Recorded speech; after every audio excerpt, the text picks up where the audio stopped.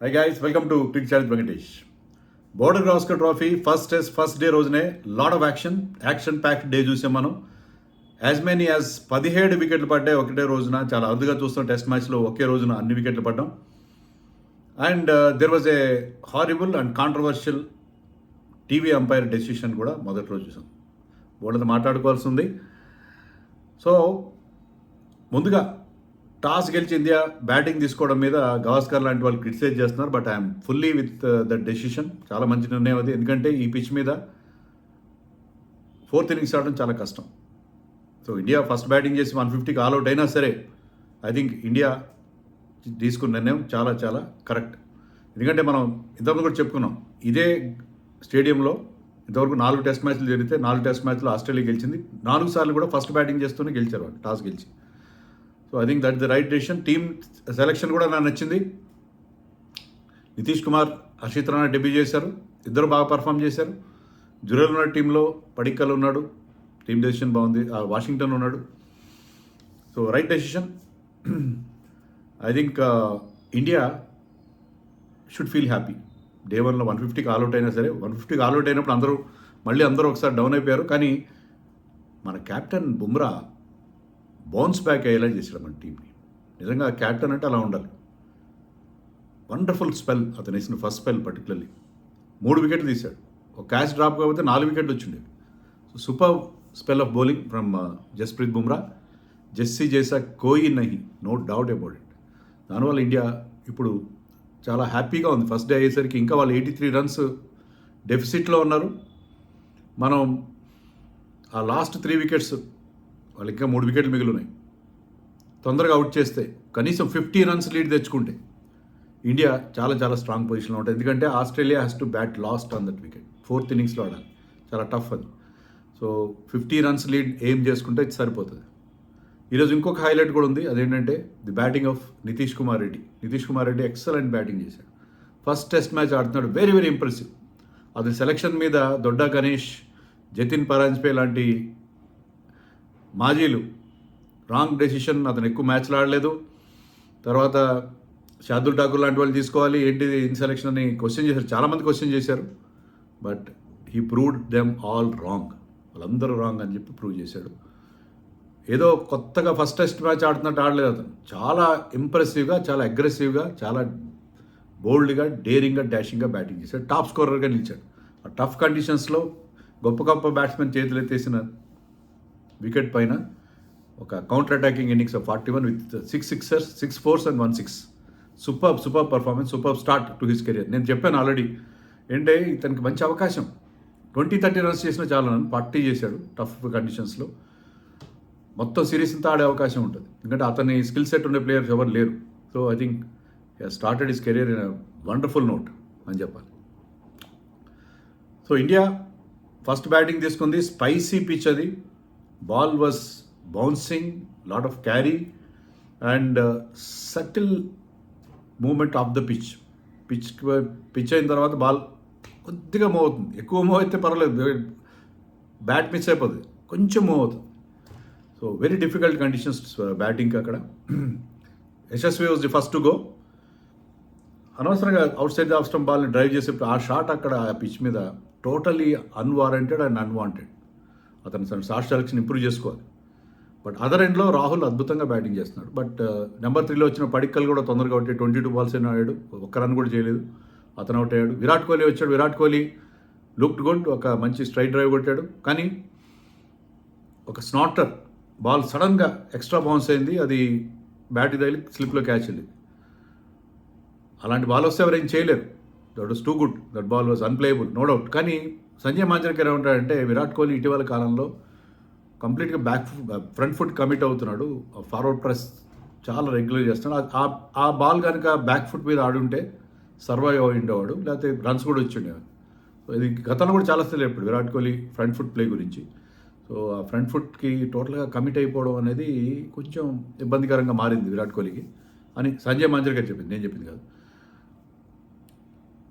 Number 6లో వచ్చిన ధ్రువ్ జురేల్ కూడా looked good, but తొందరగా అవుట్ అయిపోయాడు. ఎవరు నిలబట్టలేదు. కానీ Rishabh Pant along with Nitish Kumar Reddy, I think they added 43 runs. That was the brightest part of the innings. ఇద్దరు కౌంటర్ అటాక్ చేశారు. రిషబ్ పంత్ తనదైన స్టైల్లో కౌంటర్ అటాక్ చేశాడు. పడుతూ లేస్తూ ఒక షాట్ అయితే స్కూప్ చేశాడు. ఫాస్ట్ బౌలర్ 140 స్పీడ్లో వేస్తున్న బాల్ని స్కూప్ చేశాడు, కింద పడ్డాడు, స్టంప్స్ తప్పించుకుని ఒక పిల్లి మొగ్గ వేశాడు సోమసాల్ట్. మొత్తం మీద స్టంప్స్ మీదకి వెళ్లకుండా ఆ బాల్ని మాత్రం సిక్సర్ పంపించాడు. ఇతనైతే కింద పడ్డాడు కానీ బాల్ మాత్రం గ్రౌండ్ దాటిచ్చాడు. సో అలాంటి షాట్స్ అతని నుంచి ఎక్స్పెక్ట్ చేయొచ్చు. అలాంటి kind of feet backs himself. Fortune favours the Brave అంటారే, దానికి బ్రాండ్ అంబాసిడర్. మరియు నితీష్ కుమార్ రెడ్డి ఆ రివర్స్ స్వీప్, ముఖ్యంగా నేతన్ లైన్ బౌలింగ్లో ఇద్దరు కూడా కౌంటర్ అటాక్ చేశారు. అతను కొన్ని రన్స్ ఇచ్చాడు. స్పిన్నర్ని సెటిల్ అవ్వలేదు ఇద్దరు కలిసి. And Nitish Kumar Reddy is very sorry sound వస్తుంది, బట్ నా వాయిస్ మీకు వినిపిస్తుంది అనుకుంటున్నాను. ఏం చేయలేం.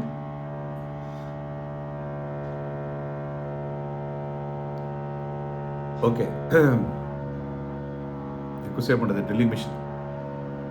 సో నితీష్ కుమార్ రెడ్డి బేసిక్గా చాలా చాలా ఇంప్రెసివ్గా స్టార్ట్ చేశాడు. అతనికి ఒక లైఫ్ కూడా లభించింది. ఏంటంటే బాల్ బ్యాట్కో గ్లవ్కో తగిలి వెళ్ళింది, వాళ్ళు డిఆర్ఎస్కి వెళ్ళి ఉంటే అవుట్ అయి ఉండేవాడు. కలిసి వచ్చింది. Fortune favours the Brave, but he batted brilliant. So ఆ కాన్ఫిడెన్స్ ఎలా వస్తుంది మనకి? ప్రెస్ మీట్లో before the match captain Bumrah కూడా చెప్పాడు ఏంటంటే Nitish is a confident lad. ఆ కాన్ఫిడెన్స్, రివర్స్ స్వీప్ కొట్టేంత ధైర్యం ఫస్ట్ టెస్ట్ ఇన్నింగ్స్లో సచిన్ లాంటి వాళ్ళు వణికిపోయిన పరిస్థితి చూసాం మనం. కానీ ఐపీఎల్ అనండి what ever, it's very very కాన్ఫిడెంట్గా 41 చేశాడు. టేలెండర్స్ ఎవరు అతను సహాయం చేయలేదు. రిషబ్ పంత్ తొందరగా అవుట్ అయిపోయాడు. తర్వాత అతను last man to get out, లేకపోతే 50 కూడా కొట్టిండాడు. ఇక్కడ మనం రాహుల్ గురించి మనం చెప్పుకోవాలి. రాహుల్ గురించి చెప్పలేదు, లాస్ట్లో చెప్దాం సపరేట్గా. Rahul batted beautifully. I think 26 runs వేసిన 70 బాల్స్ అని ఆడాడు రాహుల్. చాలా చాలా టెక్నిక్, టెంపర్మెంట్ చూపించాడు ఆ టఫ్ పిచ్ మీద. He was the solid Indian batsmen. So చాలా రోజుల తర్వాత ఓపెనర్గా ఆడుతున్నాడు. పైకి కిందకి షంటింగ్ చేస్తున్నారు, ఇటు అటు. కానీ ఓపెనర్గా అద్భుతంగా ఆడాడు. But his innings was cruelly cut short by the TV umpire. ఏమైందంటే ball I think Starc bowling అనుకుంటా, బాల్ బ్యాట్ మిస్ అయ్యి కీపర్కి వెళ్ళింది. కార్డ్ బిహైండ్ అప్పీల్ చేశారు వాళ్ళు. ఆన్ఫీల్డ్ అంపైర్ అవుట్ ఇవ్వలేదు. థర్డ్ ఎంపైర్కి వెళ్ళారు వాళ్ళు. థర్డ్ ఎంపైర్కి వెళ్తే ఒకే ఒక వ్యూ ఉంది, స్నికోమీటర్ ఉంది. ఆ స్నికోమీటర్కి ఒకే ఒక వ్యూ ఉందంటే సైడ్ వ్యూలో ఏంటంటే మీకు బాల్ ప్యాడ్కి తగిలింది కనపడట్లేదు. మొత్తం మీద ఒక చిన్న స్పైక్ అయితే వచ్చింది. పెద్ద స్పైక్, చిన్న స్పైక్ కాదు, పెద్ద స్పైక్ అయితే వచ్చింది. అంటే మనకు తెలుసు కదా, స్నికోమీటర్ మీద ఒక పెద్ద గీత వచ్చింది. పెద్ద గీత వస్తే ఇంకొక యాంగిల్ అడిగాడు థర్డ్ ఎంపైర్ రిచర్డ్ ఎల్లింగ్వర్త్. ఇంకొక యాంగిల్ లేదు, స్ప్లిట్ స్క్రీన్ అడిగాడు. స్ప్లిట్ స్క్రీన్ అంటే ఒక సైడ్ యాంగిల్, ఒకటి స్ట్రైట్ యాంగిల్లో రావాలి. స్ట్రైట్ యాంగిల్లో మనకు కనబడలేదు. స్ట్రైట్ యాంగిల్ అంటే అది ఆ వచ్చిన గీత బ్యాట్ ప్యాడ్కి తగలడం వల్ల వచ్చిందా, లేకపోతే బాల్ బ్యాట్కి తగలడం వల్ల వచ్చిందా అనేది మనకు తెలిసేది. స్నికోమీటర్ అనేది కేవలం సౌండ్ మీద డిపెండ్ అవుతుంది. సౌండ్ మీద డిపెండ్ అయినప్పుడు ఏమవుతుందంటే ఆ sound could be anything. Bat hitting the ground కావచ్చు, బ్యాట్ హిట్టింగ్ ద ప్యాడ్ కావచ్చు, బాల్ హిట్టింగ్ ద బ్యాట్ కూడా కావచ్చు, ఏదైనా కావచ్చు. సౌండ్ ఏ సౌండ్ వచ్చినా వితౌట్ ఎనీ డిస్టింక్షన్ అది సౌండ్గానే చూపిస్తుంది. సౌండ్ని బేస్ అవుతుంది. హాట్ స్పాట్ అయితే బాగుంటుంది. హాట్ స్పాట్ లేకపోవడం అనేది ఉండాలి. ఇంత పెద్ద సిరీస్లో హాట్ స్పాట్ ఉండాలి. హాట్ స్పాట్ లేకపోవడం వల్ల అది సౌండ్ ఎలా వచ్చిందో అర్థం కాలేదు. థర్డ్ ఎంపైర్ మరి వేరే యాంగిల్స్ లేనప్పుడు ఆన్ఫీల్డ్ ఎంపైర్ డెసిషన్ని కన్ఫర్మ్ చేయాలి కదా, అలా చేయలేదు ఆయన. విల్లింగ్వర్త్ ఏం చేశాడంటే ఆన్ఫీల్డ్ ఎంపైర్ డెసిషన్ రివర్స్ చేశాడు. నీ కన్క్లూజివ్ ఎవిడెన్స్ లేకుండా ఎలా రివర్స్ చేస్తావు నాకు అర్థమే కాలేదు. ఇక్కడ ఇంకో 2 ఇష్యూస్ కూడా ఉన్నాయి. బెనిఫిట్ ఆఫ్ డౌట్ అనేది మర్చిపోతారు అసలు లేదా? అసలు ఇప్పుడు డిఆర్ఎస్ వచ్చిన తర్వాత benefit of doubt should always go to the batsmen అనేది క్రికెట్లో ఎప్పటి నుంచో ఉన్నాం, అది ఎప్పటికీ ఉంటుంది. ఇంకోటి ఏంటంటే మీకు ఆ ఎడ్జ్ కనుక మీరు చూస్తే చాలా ఫెయింట్ ఎడ్జ్ అయి ఉంటుంది. ఒకవేళ తగిలిందే అనుకుందాం ఫర్ ఆర్గ్యుమెంట్ సైడ్, తగిలితే చాలా చిన్నపాటి ఎడ్జ్, అది ఫెయింటెస్ట్ ఆఫ్ ఎడ్జెస్. అలాంటి ఫెయింట్ ఎడ్జ్ ఉన్నప్పుడు మీకు ఆ స్నికోమీటర్ మీద చిన్న గీత మాత్రం చిన్న గీత వస్తుంది. చాలా పెద్ద గీత వచ్చిందంటే ప్యాడ్ తగిలినట్టు వచ్చి ఉంటుంది. ఇంకోటి ఏంటంటే సరే అది బ్యాట్కి బాల్ తగలడం వల్ల వచ్చింది అనుకుందాం. మరి రెండో గీత ఏది మనకు క్లియర్గా తెలుస్తుంది ఏంటంటే రాహుల్ ఆ షాట్ పూర్తి చేసే ప్రయత్నంలో అతని బ్యాట్ ప్యాడ్కి తగిలింది. 2 గీతలు ఉండాలి కదా, అక్కడ ఒకటే గీత ఉంది. ఇన్ని లోపాలు పెట్టుకుని ఆ థర్డ్ ఎంపైర్ ఈ must have gone mad to give Rahul out. Brain fade అంటారా, లేకపోతే అతనికి మైండ్ సరిగ్గా లేదా, ఎలా అవుట్ ఇస్తాడు నాకు అర్థం కాదు. ఎంత డేంజర్, ఎంత కాస్ట్లీ అండ్ ఎందుకంటే అంత మంచి ఇన్నింగ్స్ ఆడుతున్నాడు. రాహుల్ మీద విపరీతమైన ట్రోలింగ్ అవుతుంది. అతని మీద ఎంతో ప్రెషర్లో ఉన్నాడు. తన ప్లేస్ గ్యారెంటీ అంత మంచి ఇన్నింగ్స్ ఆడుతుంది. It was cruelly cut short by the third umpire. So అది మన ఇండియా కాస్ట్లీగా అయ్యే పరిణమించే అవకాశం కూడా ఉంది. బట్ లక్కీలీ వీళ్ళిద్దరూ రిషబ్ పంత్ అండ్ నితీష్ వాళ్ళు 43 రన్స్ అయితే యాడ్ చేశారు. ఆ ఇన్నింగ్స్ వల్ల మనకి అది రెస్పెక్టబుల్ 150 స్కోర్ వచ్చింది. అది వచ్చి ఉండదు కదా. 150 look good actually. 150 look good. నాకైతే బాగా అనిపించింది. 150 సరిపోతుంది అనిపించింది. ఎందుకంటే ఆ పిచ్ అంత డేంజరస్గా ఉంది. అండ్ బుమ్రా ఎప్పుడైతే బౌలింగ్ స్టార్ట్ చేశాడో 150 సరిపోద్దని నమ్మకం కూడా వచ్చేసింది. వికెట్ పడకముంది. ఎందుకంటే హ్యాండ్ గ్రెనేడ్స్ అతను వేస్తున్న బౌలింగ్ కాదు అది. It was bowling hand grenades. They are exploding from the pitch. So ముందు మెక్స్వీన్ అవుట్ అయ్యాడు. డెబ్యూటెంట్ 2 4 కొట్టిన తర్వాత ఖవాజాని అవుట్ చేశాడు. రౌండ్ ద వికెట్ వచ్చి just enough little moment. And Steve స్మిత్ని ఫస్ట్ బాల్కే ఎల్బిడబ్ల్యూ అవుట్ చేశాడు. డిఆర్ఎస్ కూడా వెళ్ళి అంత plumb in front. Virat Kohli Labuschagne catch drop చెబితే లబుషన్ వికెట్ కూడా వచ్చింది. కానీ లబుషన్ మనకి ఎక్కువ ట్రబుల్ చేయలేదు. 50కి పైగా బాల్స్ ఆడి 2 రన్సే చేశాడు. But he stayed at the crease, occupied the crease. అవతల ఇంట్లో వికెట్లు పడుతూనే ఉన్నాయి. సో బుమ్రా ఫస్ట్ స్పెల్లో 3 వికెట్లు తీశాడు. వాళ్ళు మళ్ళీ అక్కడి నుంచి రికవర్ కాలేదు. సో స్టార్టింగ్లోనే వాళ్ళు నడ్డి విరిచేశాడు. సో బుమ్రా ఎంత గొప్ప bowler. Wasim Akram was saying on commentary is the best bowler in the world. Any doubts? నాకైతే ఏం డౌట్స్. ఎందుకంటే అక్కడ స్టార్ కమిన్స్ లాంటి వాళ్ళు, అక్కడ ఉన్న హ్యాజల్వుడ్ లాంటి వాళ్ళు ఉన్నారు. ఎంతో గ్రేట్ ఎక్స్పీరియన్స్. ఎందుకంటే బౌలింగ్ ఎక్స్పీరియన్స్ ఉన్నవాళ్ళు బౌలింగ్ వికెట్లు తీశారు. కానీ వాళ్ళకంటే బుమ్రా వితౌట్ ప్రాపర్ సపోర్ట్ ఈ లుక్ వెరీ గుడ్. సిరాజ్ అంత ఇంప్రెసివ్గా అనిపించలేదు. ఫస్ట్ స్పెల్లో 4 ఓవర్లు వేసాడు. హర్షిత్ రాణా వచ్చాడు. హర్షిత్ రాణా సెకండ్ ఓవర్లో ఎక్కువ రన్స్ ఇచ్చాడు. ట్రావిస్ హెడ్ ఉన్నాడు అక్కడ. కానీ హర్షిత్ రాణా చేసిన పని ఏంటంటే అతను కొంచెం ఎక్స్పెన్సివ్ అనిపించిన, కొంచెం వీళ్ళంత కంట్రోల్ లేకపోయినా all important Travis Head wicket తీశాడు with a jaffa of a delivery ball.